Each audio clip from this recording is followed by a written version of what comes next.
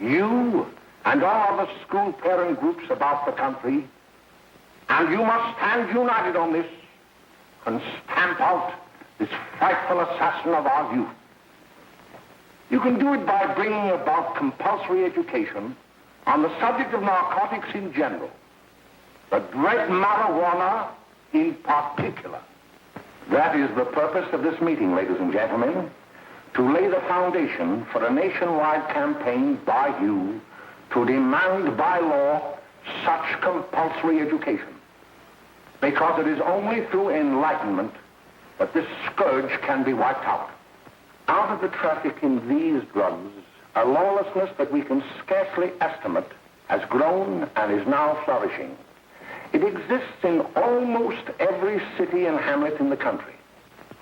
It might be interesting and important for you to know some of the methods used in bringing these drugs into the country, and the work of the forces of law and order, which are daily combating the traffic, always at the risk of life, by their agents. This ceaseless fight against the drug traffic is directed by the Department of Narcotics, Washington.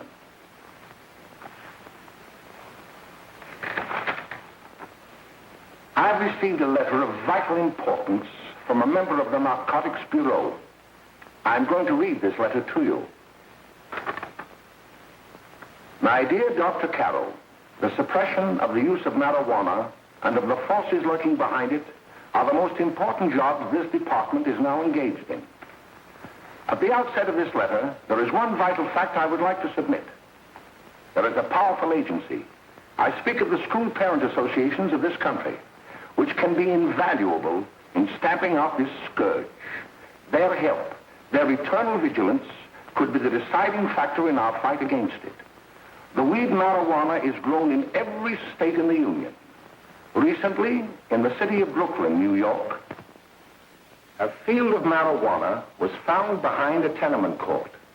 The weed was here being cultivated, regularly stripped and dried and sold in schools and at government army posts in and around New York. The dried leaves and berries are ground up and made into cigarettes by a simple hand machine. The deadly narcotic is thus quickly and easily prepared for its market. The sale of marijuana is even more difficult to detect and halt than the traffic in drugs such as opium, morphine, and heroin. They are hidden in fake jewelry cases, in the heels of shoes, women's shoes especially, because the drugs can be secreted in false heels. Hollowed shaving brushes are another medium. Books with false centers are often used. Watch cases are convenient hiding places. The value of drugs thus seized is enormous. Recently, a huge supply of heroin was taken. It was concealed in an apparently harmless shipment of 35 barrels of olive oil. The deadly drug was burned in the incinerator of the Bureau of Engraving and Printing. And more vicious, more deadly, even than these soul-destroying drugs, is the menace of marijuana. No doubt many of you do not believe that these things do happen, but they cannot happen to you. You may also believe that the facts have been exaggerated. Let me tell you of something that happened right here in our own city. You probably read about it in the papers. However, I'll give you the real facts behind the case. There was an apartment near one of our high schools. It was run by a woman known as May Coleman.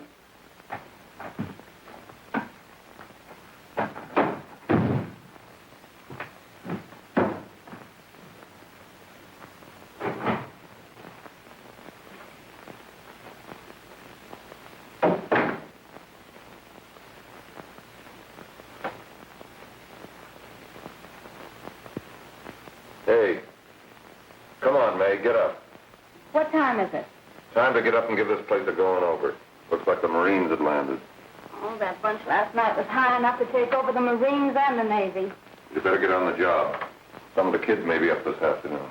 Oh, Jack, we can get along without dragging those young kids up here. Oh, why don't you button up your lip? You're always squawking about something. You got more static than the radio.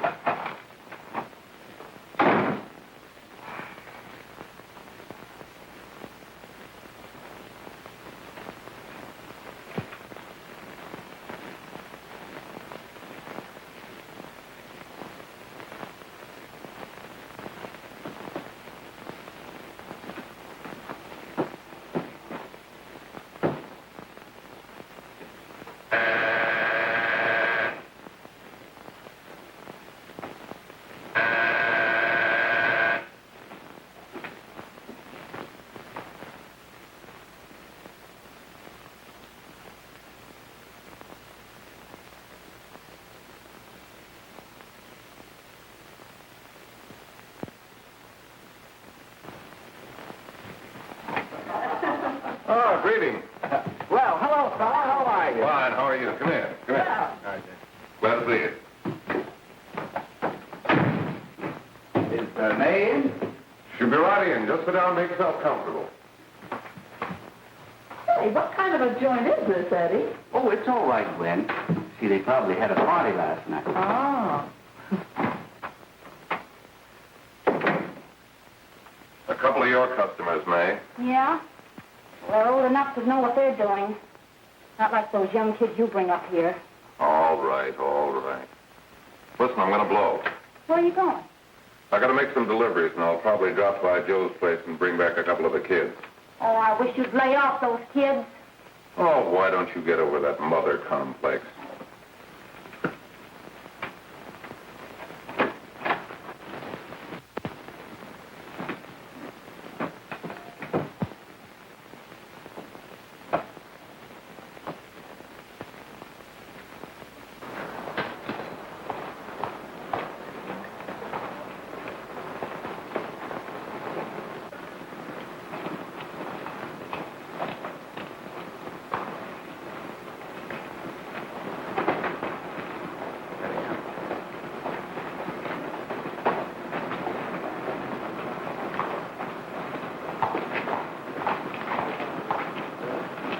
Oh, by the way, Ralph, I'm sort of getting a little party Saturday afternoon over at my grandmother's. You know, the place with the swimming pool? Like to come? Thanks, Eddie. Maybe I will. I'd sure like to have you. Okay, I'll probably drop over. So long, Ralph. See you later. Hey, Ralph. Hi, kid. Fine, Jack, and you? Oh, great. Where you heading? Oh. Hey, how do you like that?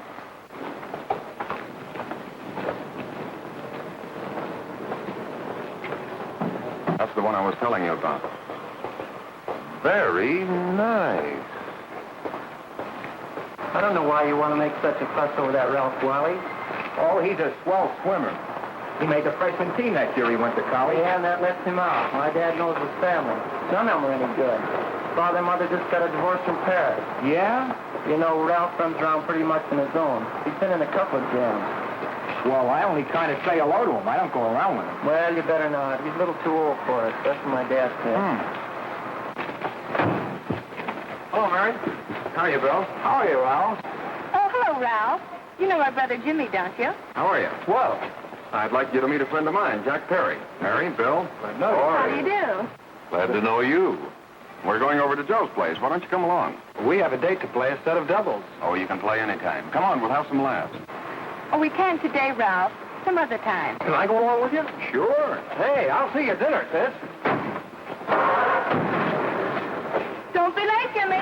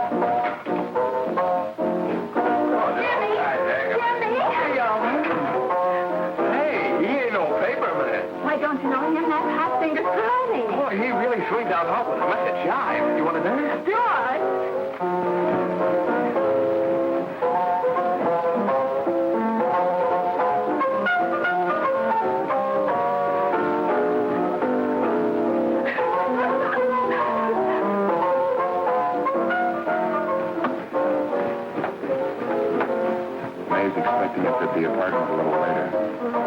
Any new prospects? Maybe.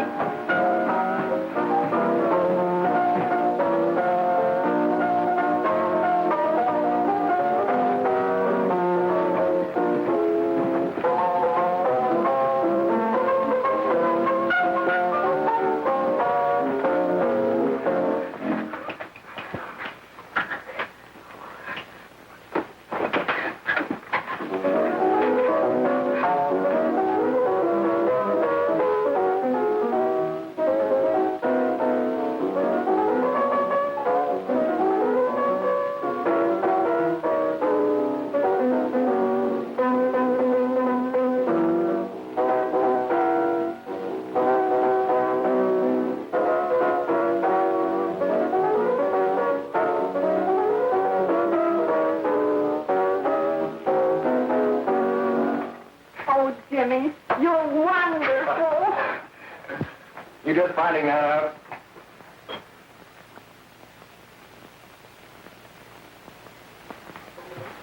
Why can't we go now? Good. Hey, kids, we're having a little party up at my girlfriend's apartment. Wouldn't you like to come? Oh, I'd love to. You want to come, don't you, Jimmy? Oh, sure. Any place with you. Well, come along. We can all go in my car.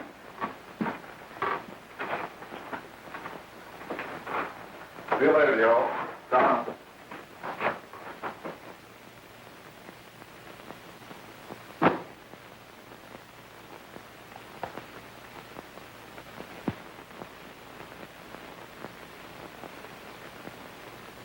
It's sweet of you to help me, Bill. Well, I'll try anything except domestic science. Why, Bill, don't you want to learn something about running your own home?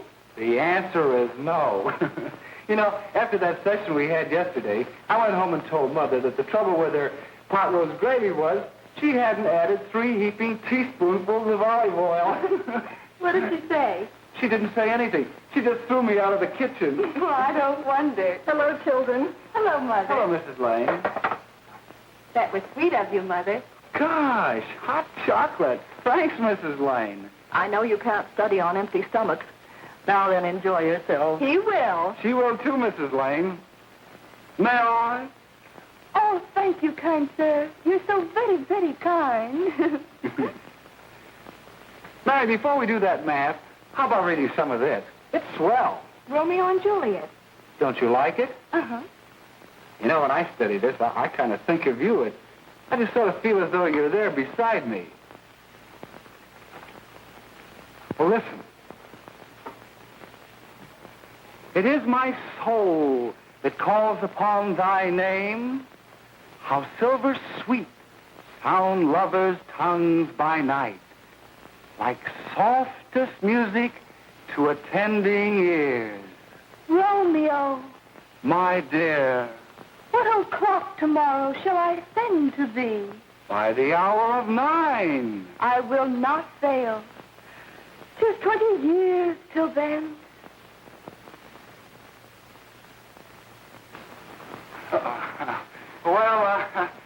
I'll see you tonight, Mary. Goodbye, Mrs. Lane. Goodbye. So Bill. long. Gosh,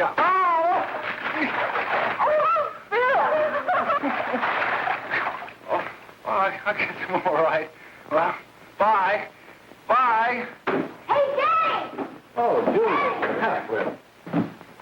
Hey. Hey, Dad, you got anything for me? Well, there should be. Don't bother your father every night. Have you? There you are. What made you so late, Bill? I was getting worried. Well, I had to study, Ma. He was not. I saw him out walking with his girl. Bill's got a girl. Got a girl. Ma, make him cut it out. Junior, Well, Bill has got a girl. quiet. And put that candy away till after dinner. Henry, you shouldn't have given it to him. Well, he has got a girlfriend, and her name is Mary. Yeah, I'll shut you up. Bill, Junior, put that carrying on. Junior. Oh, that's about out there. All right there, young. Mary's little Ann. Mary's little Ann. I didn't mean a Bill honest, I didn't. Oh, well, what I'm burned up about is it just didn't say Bill had a swell girl. Gee, it must be love. She'd have to be swell for you to like her. Uh-huh. Sounds like you want something. Come on, what is it? Well, it's my model airplane. It won't work. Gosh, Bill, you could fix it. You can fix anything. Okay, I'll fix it.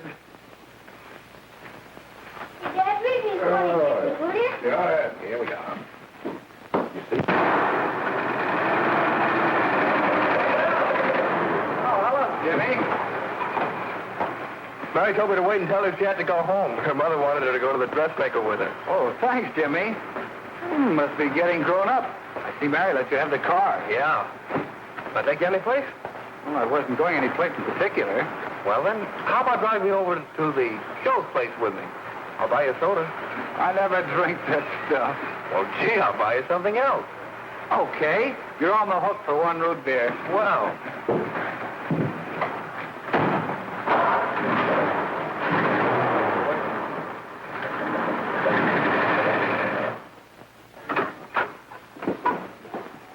Hi, Bill. Hi, Jimmy. Oh, good to have. Hey, Jimmy. Hello, Jimmy. Hello, Bill. Come on, slide in. Hello, Blanche. Hello, Ralph. How are you? Hello, Ralph. How have you been, Ralph? Hello, Jim. 2 sodas. No, I need one soda and one root beer. How's May? Oh, she's fine. We're going up to her apartment a little later. Couldn't Bill come along? Mm-hmm. Well, don't Come on along. Bill, you'll get a kick out of it. Thanks just the same. Oh, come on, Bill. Mary won't be jealous. Why, sure. All the kids will be there. It's keen. Well, I don't know. I really shouldn't. Well, okay.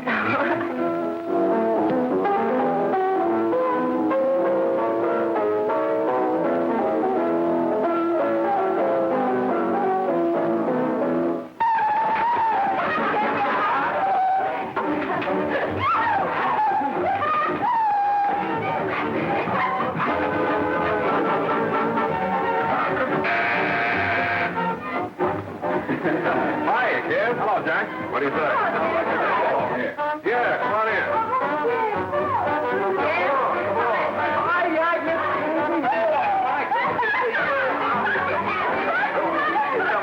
Come on, Bill. Don't stand there.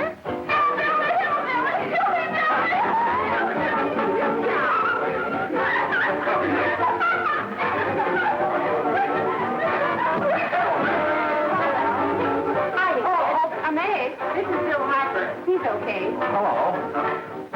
Well, if you say so, it's all right with me. I'll be back in a minute. Hiya, kids. How you doing?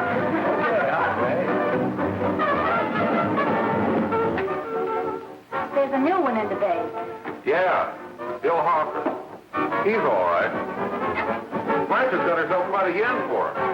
Not bad. I didn't think she had that much taste. She knows what she's doing. She's got Ralph nuts about her, and now she's got her hooked up for this new kid. Say, we haven't many more smoke. You better run over and get some. Why couldn't you find that out when I was here this morning? Now I've got my car in the shop. Well, what of it? That kid out there, Jimmy, he's got a car. He'll take you. Come on, get going. Hurry up.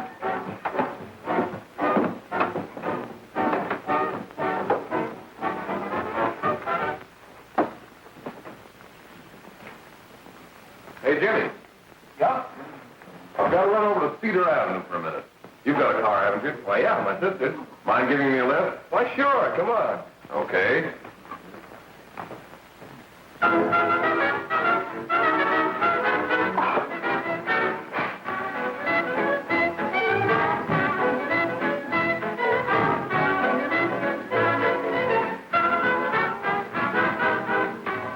No, thank you. Well, here we are. Oh, thanks. Oh, May, don't forget me. I never forget you. Oh, dear. If you want a good smoke, try one of these.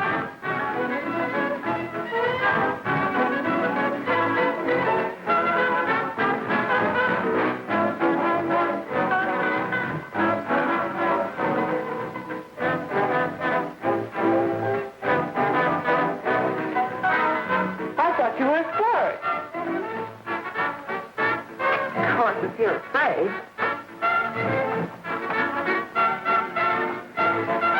That's better. That's more like like it.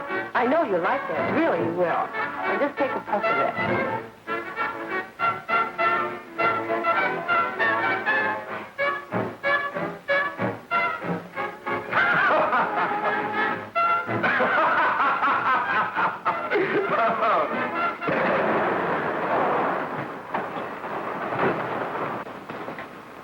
Just be a minute, kid. Hey, Jack, give me a cigarette before you go, will you?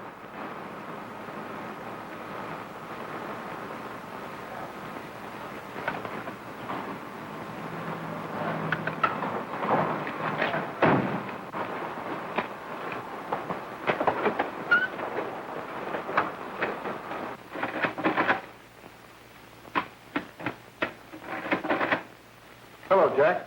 Hi, boss. How's business? Getting better every day. Those kids sure go for it. Swell. Had to run over for a couple more cartons. Ran short today. All right. Yanni, that's 10 gross for Jack Perry. Who? Pete Daly. All right, send him in. It's all right, stay where you are.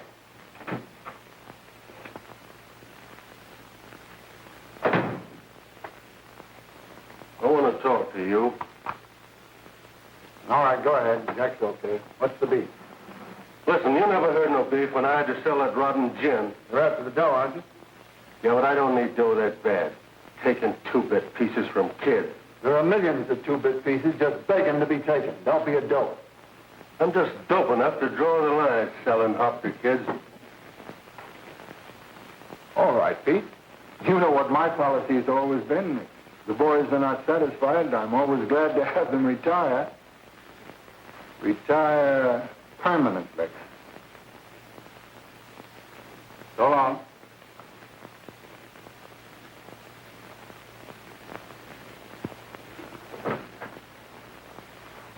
I only wish you had a couple of kids so I could... Get out!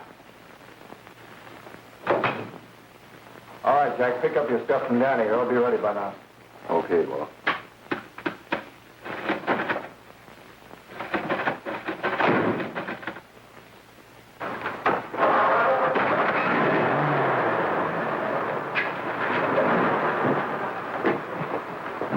Let's go, Jack. I'm red hot.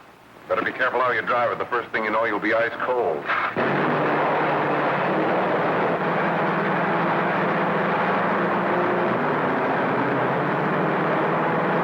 Take it easy, kid. Slow down. You'll kill somebody.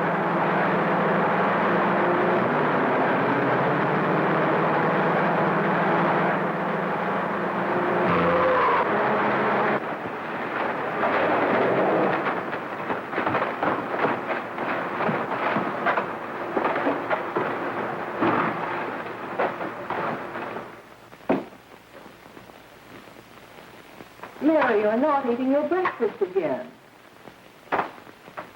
Bill Hartford hasn't been around lately. Anything wrong between you two? Why should there be anything wrong? There shouldn't be, I'm sure. And whatever it is isn't serious, I know. I'm sorry, Mother, for snapping at you like that. Don't worry about it, dear. Why don't you speak frankly to Bill? He'll be honest whatever the trouble is. I'm sure Bill Hartford never lied about anything. Yes, that's right. Bill's mother says he never lies. There, you see? You think it'd be all right if I speak to him about it? Why, of course. Oh, Jimmy. For what? Sit down, darling, and I'll have your breakfast for you in a moment.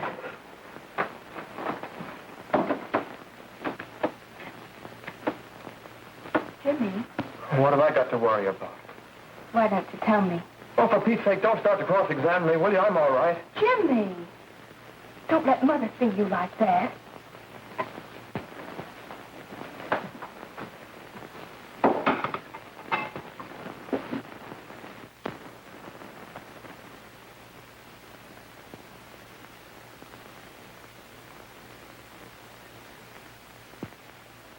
There is no doubt that there is an organized gang distributing the narcotic to students, not only in my school, but all over the city.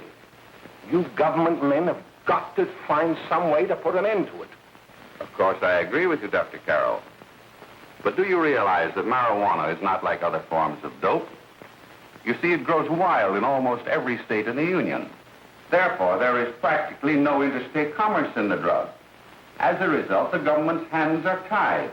And frankly, the only sure cure is a widespread campaign in education. Oh, it's all right to talk about education, Mr. Wyatt.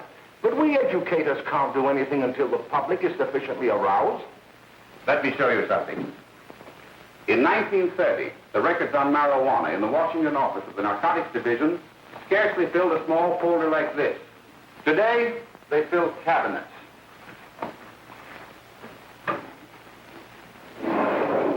All these devoted to marijuana records. Here is an example. A 16-year-old lad apprehended in the act of staging a holdup.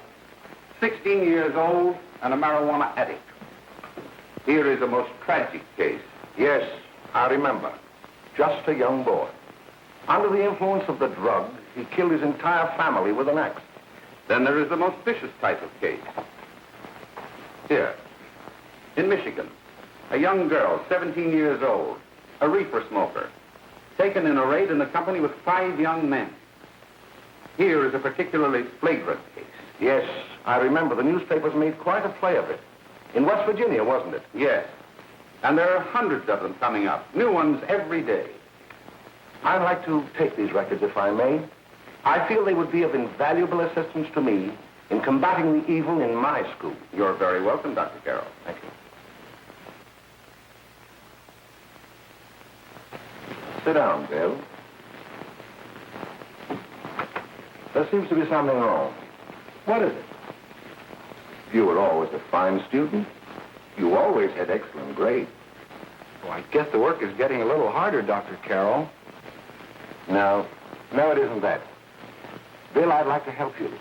But of course I can't unless you let me. You're undermining your health. Well, there's nothing, Dr. Carroll. Really, there isn't. I'll study harder, honest. Honest? If you were being honest with me and honest with yourself, I'm afraid you'd tell me an entirely different story. Bill, I'm going to ask you a straightforward question. And I'd like to have a straightforward answer. Yes, sir. Isn't it true that you have, perhaps unwillingly, acquired a certain harmful habit through association with certain undesirable people? Well? Oh, no, sir, I haven't, Dr. Carroll. Well, that is, you see, I'm worried about something at home. All right, my boy. We'll just have to let it go at that. But remember, if you ever want to confide in me, no one will ever be the wiser. Well, thank you, Dr. Carroll.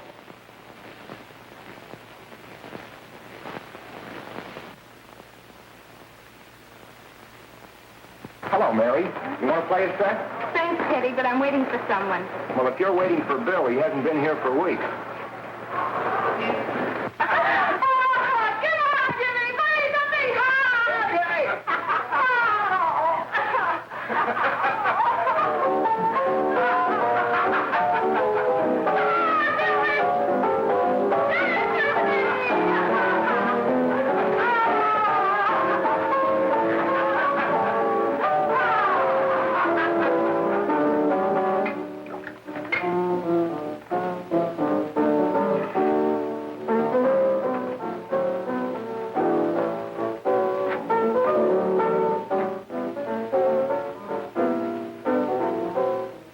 Didn't take that new kid long to catch on.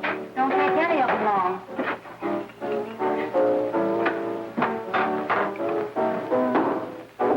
Hey, don't you ever get fed? You're feeding me, can't you see?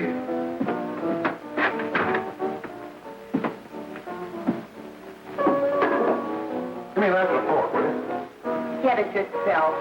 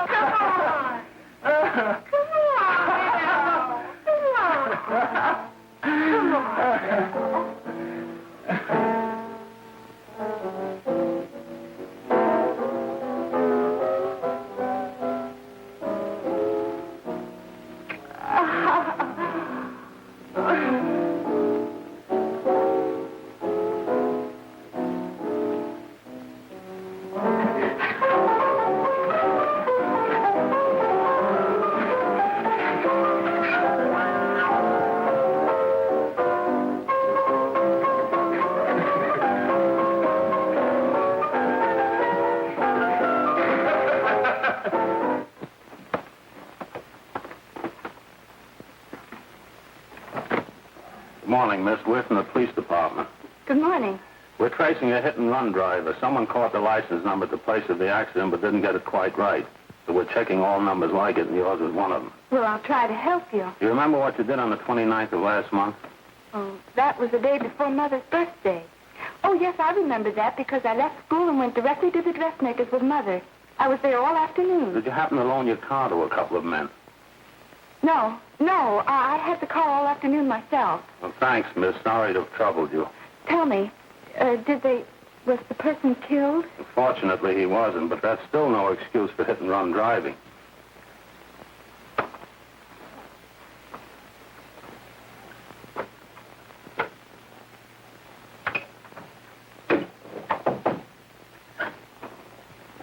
Has Jimmy Lane been here today?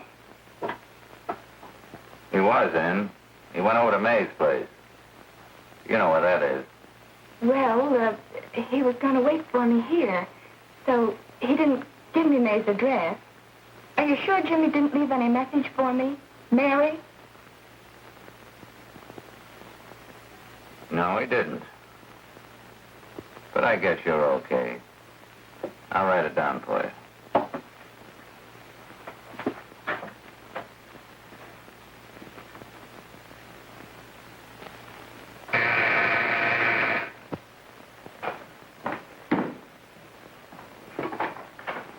Mary, come right in. Is Jimmy here? Oh, why, he's around somewhere. I think he went out to take Agnes home, but he'll be right back. Come in and sit down, Mary. And let me take your coat. Who's the new kid just came in?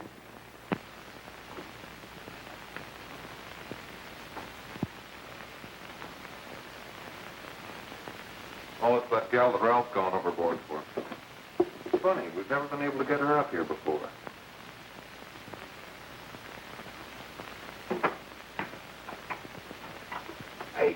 Hey, scram, will ya?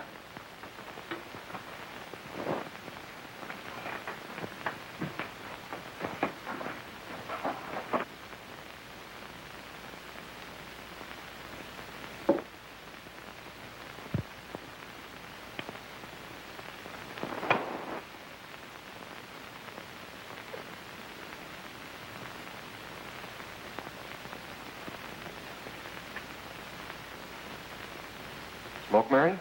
Thanks. Are you sure Jimmy will be back soon? Sure, any minute.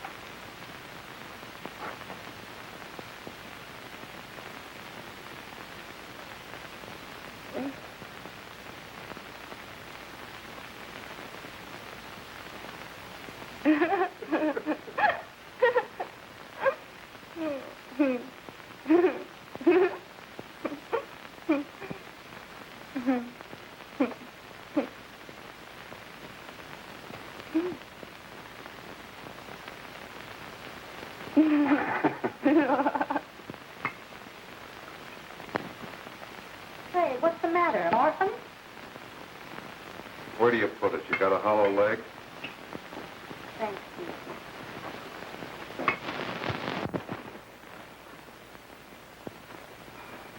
How do you feel, Mary? Oh, Mary, give me that. Mary. Oh, Mary.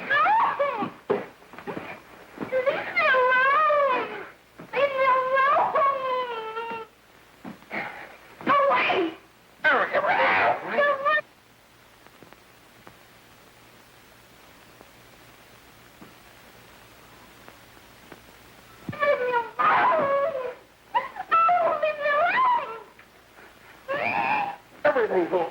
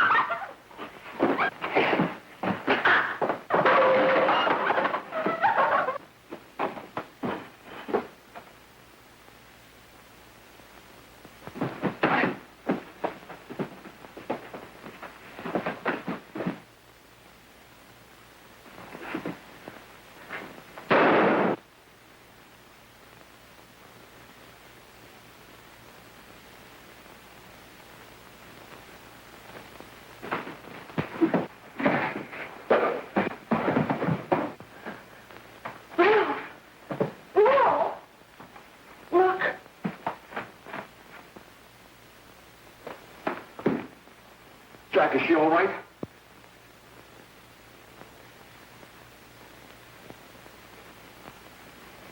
She's dead. May, get me some water. Now listen, you two. I want you to get out of here. Get out of here and forget you're ever in here today. I'll handle this. Now get going.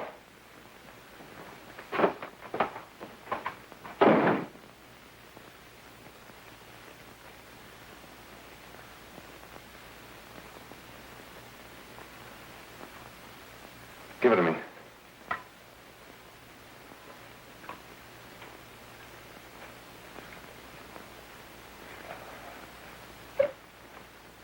Here.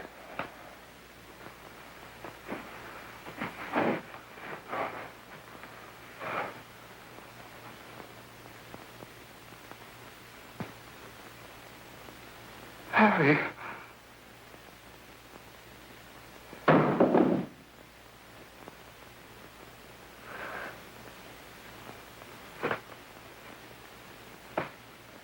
Mary. Mary. What happened? You killed her.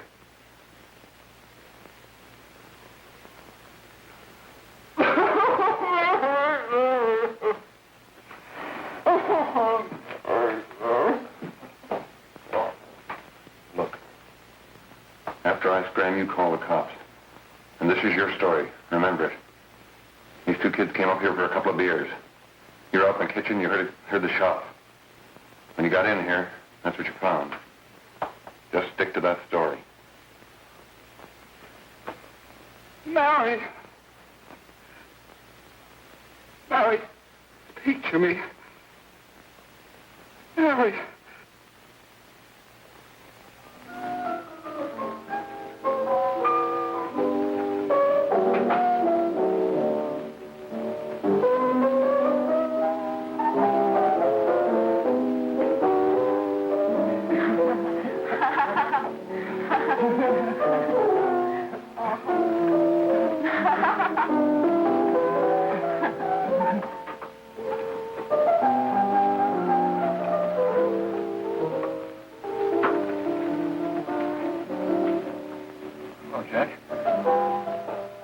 Talking to a friend of mine, a cop, sergeant on the homicide squad.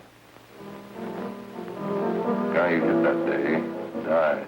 Died? You didn't... No. I didn't crack. I'm not going to. Nobody will ever know you were driving that car. Well, thanks, Jack. Just as long as you keep your mouth shut that you were ever up in May's apartment. Why, sure, Jack, sure. Okay.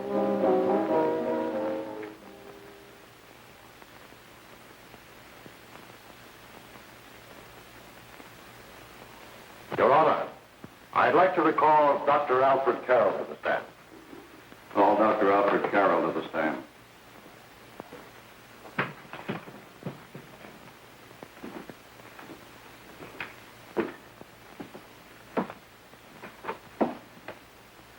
Dr. Carroll, as principal of the Lakeside High School, did you, during the last 3 months, notice any changes in the demeanor and attitude of your student, William Hopper? Yes, in a number of things. For example, at times disassociation of ideas. In another instance, I happened to attend the recent interscholastic tennis matches. And while Bill Harper had been considered an exceedingly good player, I saw him miss the ball by as much as 3 or 4 feet. This, I understand, could be attributed to the use of marijuana. It causes errors in time and space. Objection, Your Honor. The witness isn't qualified to express opinions upon the effect of narcotics. Sustained. Dr. Carroll has been called merely as a character witness. Well, then, although you didn't know to your own knowledge that the defendant was using marijuana, did you notice any changes that would lead you to believe, as an educator, that he was under some severe mental strain, which might possibly have been induced by some drug? Yes, I recall distinctly a few weeks ago. It was during a class of English literature. There was a serious discussion of Shakespeare's Romeo and Juliet when he suddenly burst into an uncontrollable fit of hysterical laughter. Oh, by the way, Dr. Carroll, 6 months ago, what would have been your opinion regarding the character of my client? He was a fine, upstanding American boy, a good scholar, a good athlete, and representative of the caliber of young men we are proud to graduate from our school.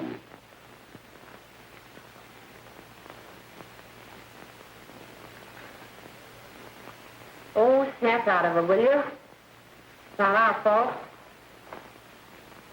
Why'd I ever bring him up there anyway? He's just a kid. I can't hang him. Shut up, shut up! Why don't you let yourself go? Talk. Go off your nuts and have me that way, too. It was his own fault, wasn't it? Shut up! They've got it hidden now, haven't they? The cops can't find it. Jack, I want to get out of this place. You're going to stay here as long as we have to keep those two out there undercover. Until the trial's over. The boss gets a better idea. But they're getting on my nerves. It can't last much longer. Not worried about her. We got to keep him gagged. Oh, he's about ready to crack. All you got to do is keep him from having too many reefers. Any day now, that punk will get hot. He'll probably spill and tell all he knows if he gets the chance.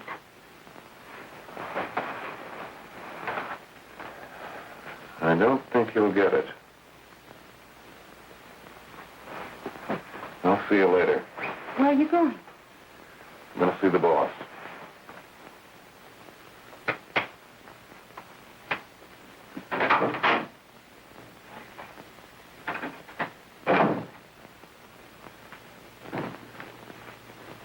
Hello, Jack. Hello, boss.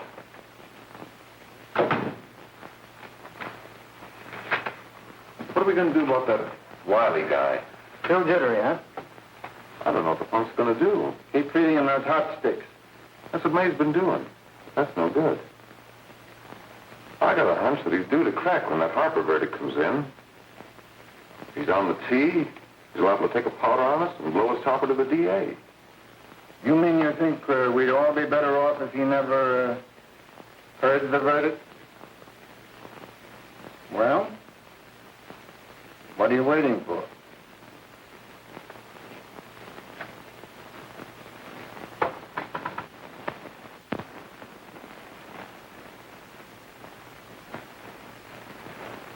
You, ladies ladies and gentlemen of the jury, have a duty to perform. A duty to yourselves and to our community. Mary Lane is dead. The evidence you've heard at this trial could not have failed to convince you of the guilt of the defendant. By his own admission, he pressed the trigger of the weapon that sent lovely and innocent Mary Lane to a tragic and untimely death. We are not so much concerned about the motives behind the deed as to the deed itself. While the defendant has told you that he saw someone attacking Mary Lane, and that his mind went blank from that moment on, the defense has been unable to produce one witness to substantiate that statement. Now, ladies and gentlemen of the jury, you've heard able men testify at this trial, men who have tried to bring out the fact that the defendant might have become momentarily insane when he fired the shot that killed Mary Lane. But the defense has been unable to prove that he was insane. William Harper was sane when he visited the apartment where the tragedy occurred. He was in the habit of visiting the place. He was sane when he went into a bedroom with another young woman. You've all heard what went on in that room. You heard it from the defendant's own lips. Involved as he was in a tawdry love affair, Mary Lane was in the way. She had found him out. In a moment of anger, he deliberately and willfully killed her. If such deeds are permitted to go unpunished, this community would cease to be a decent and safe place for us or our children to live. I do not believe I have to plead or even demand that you bring in a verdict to punish the defendant for the crime that he has committed against society. You are upright citizens. That is why you were chosen to judge another. And as honest, upright citizens, there is only one verdict which you can find, and that is a verdict of guilty. And this court will be adjourned until the jury's verdict is reached.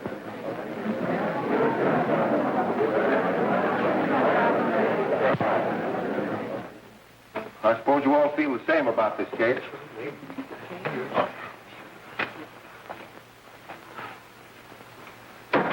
But he might have been insane when he did it. No, he wasn't. He knew what he was doing.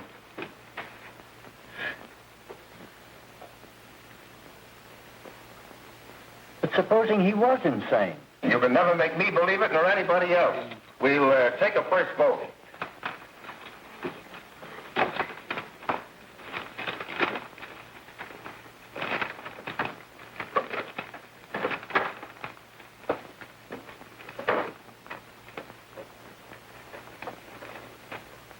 For conviction, 1 for acquittal.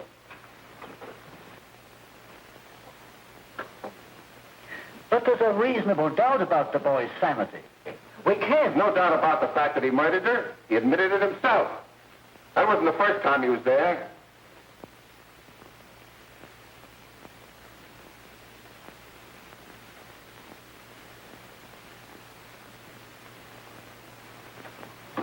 We gotta make an example before boys like that contaminate all of our children. We can't have every murderer hiding behind the gag that he's insane. Sure, they see red before they kill somebody. But whose fault is it?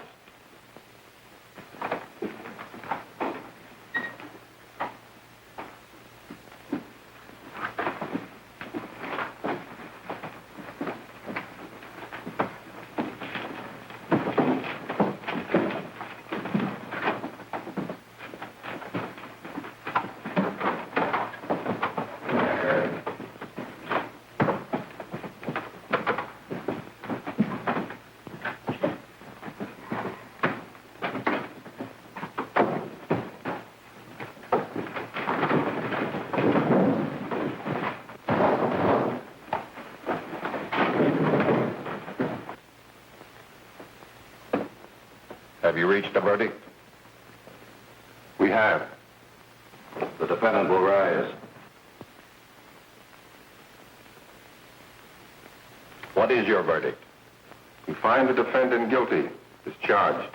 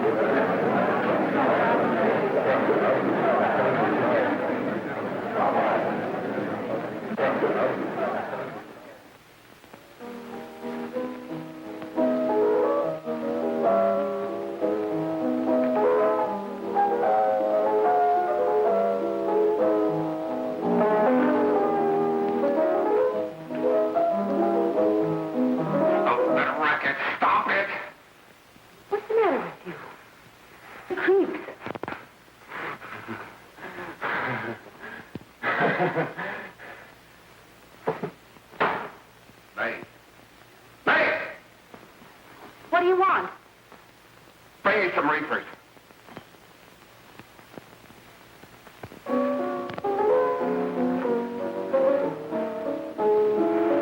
They're going to hang him. Blanche, they're going to hang him. Oh, come on. Get a hold of yourself. Here you are. Now, quit that crazy laughing. Where's Jack? I want to get out of here. They'll pick you up and hang you if you don't pipe down. I want to see Jack. Jack. I want to see Jack. Jack. You better quiet him. I can't do anything with him.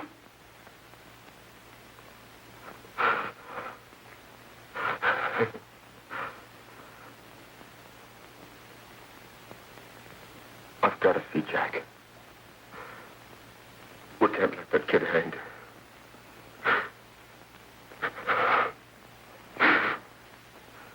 He'll be here. Don't worry. He'll be here in a little while. I've got to see him. You've got to see him.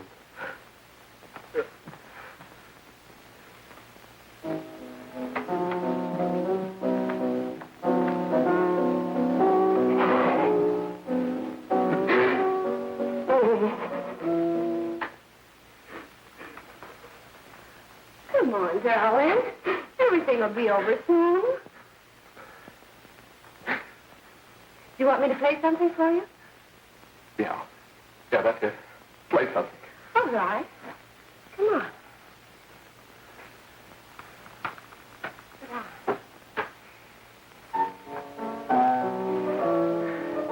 Honey, give me a smoke, will you?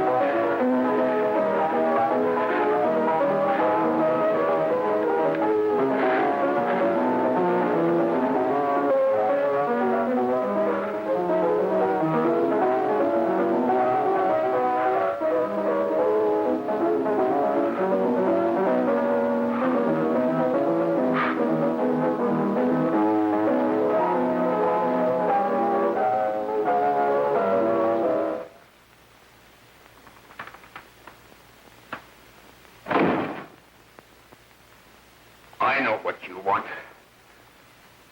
You want to kill me. You're crazy. Take it easy, kid. I just want to talk to you.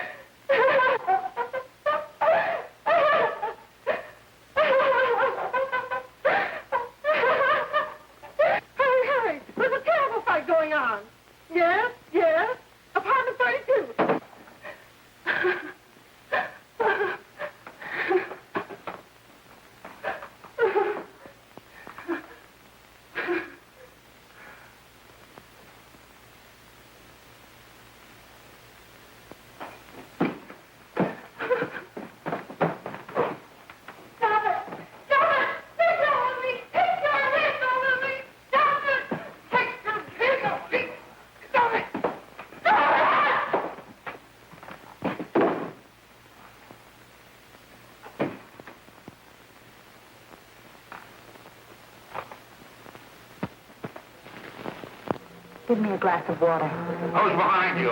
No, no, no. You'll hang if you don't talk. No. Who hired you and Jack Perry? Are you ready to tell what you know?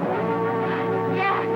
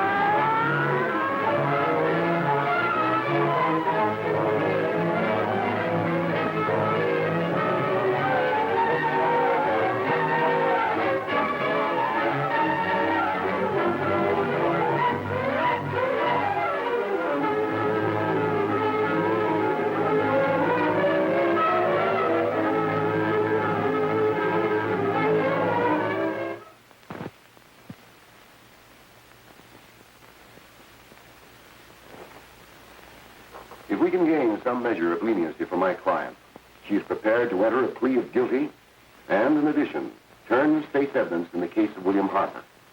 I regret that this court is not prepared to bargain with justice. I'll tell anyway. I was there. I saw it. I know who killed Mary. And I'll tell you who killed Mary Lane. It wasn't Bill.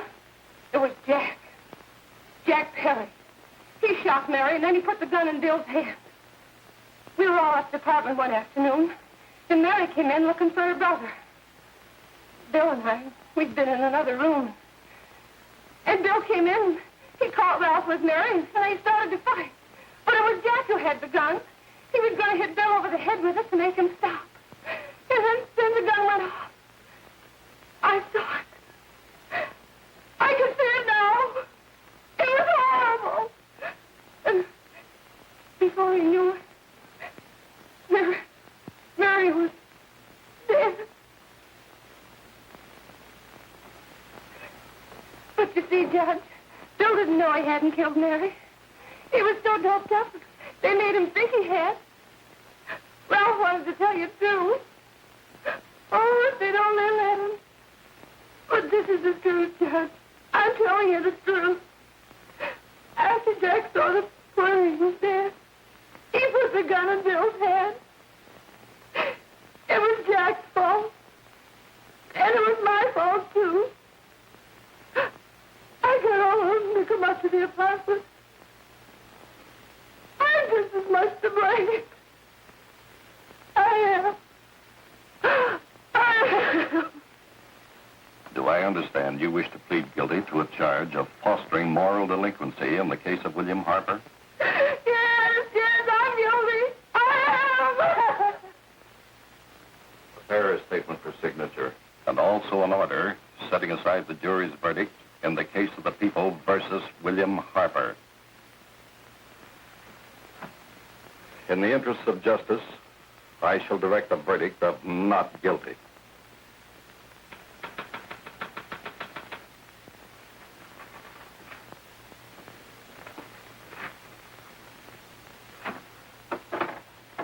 Sign here, please.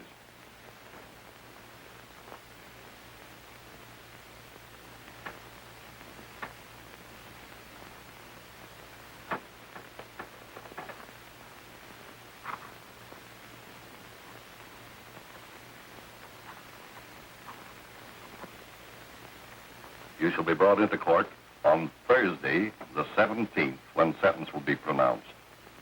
Meanwhile, you will be held as a material witness in the case of the people versus Ralph Wiley.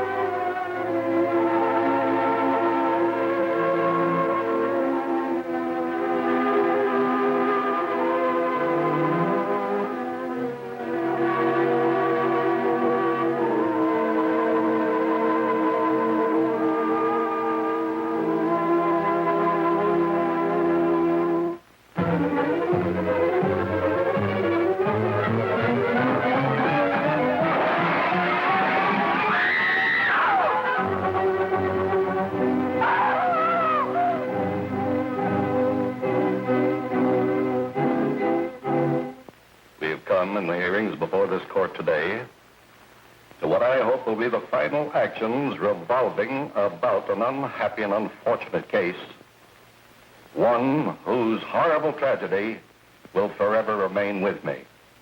I am happy to have been enabled, before it was too late, to order the verdict of the jury in the case of the people versus William Harper to be set aside. But, young man, although this court is convinced that to declare you guilty would have been a gross miscarriage of justice, we cannot condone your acts. And we can express only the hope that your experiences may not alone keep you, but thousands of others from the vicious pitfalls of marijuana. Thus, I am ordering you to remain in this court during the next case, so that you will be obliged to witness what you yourself so narrowly escaped. Call the case of the people versus Ralph Wiley.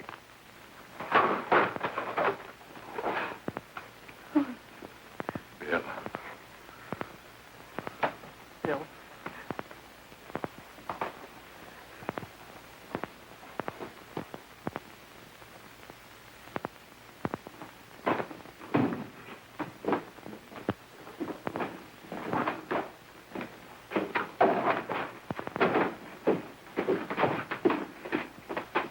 Your Honor, in this case, the state waives trial of the defendant, Ralph Wiley.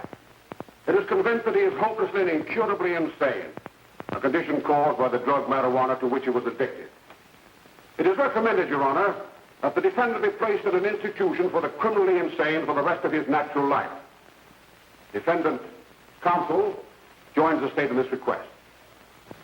Since counsel for the defense, as well as counsel for the state, seem to agree on this, I see no reason why the request should not be granted. Yes, that happened right here, to your neighbors. It is not too much to say that in your hands lies the possibility of averting other tragedies like it. We must work untiringly so that our children are obliged to learn the truth, because it is only through knowledge that we can safely protect them. Failing this, the next tragedy may be that of your daughter, or your son, or yours, or yours, or yours.